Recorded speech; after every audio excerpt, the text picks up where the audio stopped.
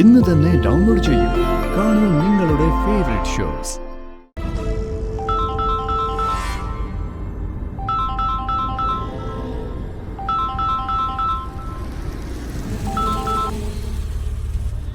മോനെ, നീ ഗസ്റ്റ് ഹൗസിലെത്തിയോ? ഇല്ല, എത്താറാവുന്നുള്ളൂ. എന്തു പറ്റി? നീ കൊണ്ടുവന്നു വെച്ച സമ്മാനം രാധികയല്ല കണ്ടത്, പ്രിയങ്കയാ. അവൾ അത് നീ കൊണ്ടുവന്നു വെച്ചാണെന്നും പറഞ്ഞ് ബഹളം ഉണ്ടാക്കുക. അമ്മയും ചെറിയമ്മയൊക്കെ രാധികയെ കുറ്റപ്പെടുത്തിക്കൊണ്ടിരിക്കുക. എങ്കിൽ പിന്നെ ഞാൻ അവിടെ നിന്ന് തിരിച്ചു വരാം. സംശയമുള്ളവരോടൊക്കെ നേരിട്ട് ഇപ്പൊ തന്നെ കാര്യം പറഞ്ഞേക്കാം.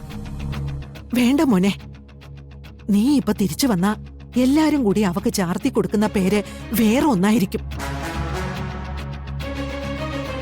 പാതിരാത്രിയിൽ നിന്നെ കിടപ്പറയിൽ വിളിച്ചു കയറ്റിയെന്ന് പറയുന്നത് അത്ര നല്ല പേരല്ലല്ലോ.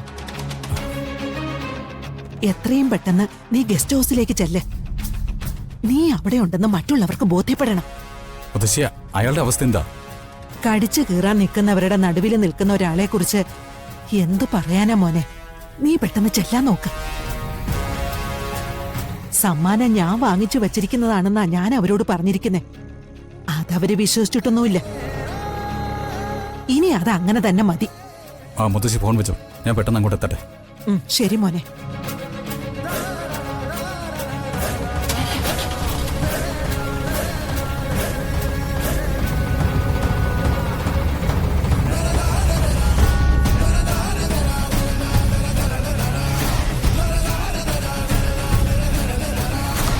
വരുൺ, വരുൺ,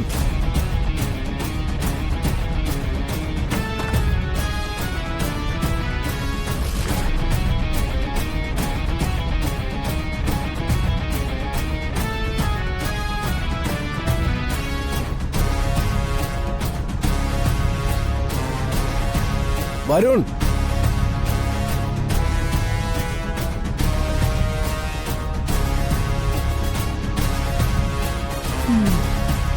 അമ്മയും ചെറിയമ്മയൊക്കെ സംശയിച്ചതില് കാര്യമുണ്ട്.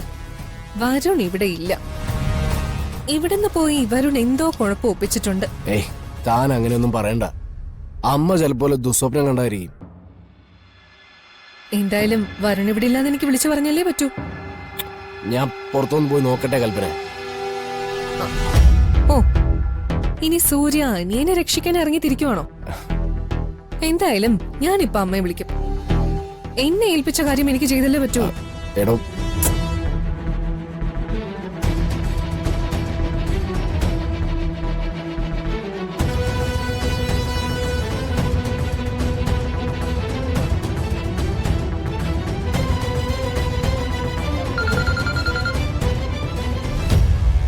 ഹലോ.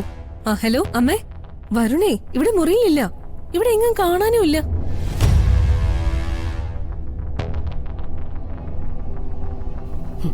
നീ ഫോൺ വെച്ചോ. അമ്മേ, ഇനിയെങ്കിലും ഒന്ന് കാര്യം പറ. എന്താ ഇപ്പൊ ഇവിടെ നടക്കുന്നത്? ഞാൻ കുറച്ച് കഴിഞ്ഞിട്ട് നിന്നെ വിളിക്കാം.